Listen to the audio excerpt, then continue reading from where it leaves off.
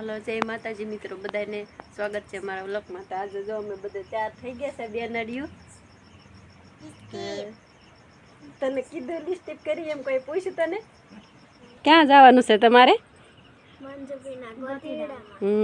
આજે છે મારા બેનપણીના લગ્ન, તો મારે જવાનું છે આજ ગોતઈડો એમાં। તો વિડીયોમાં બધા બના રહેજો। હાલો આપણે ડીજે ચાલુ થવાની તૈયારી છે તો પોગી જાય કેમ?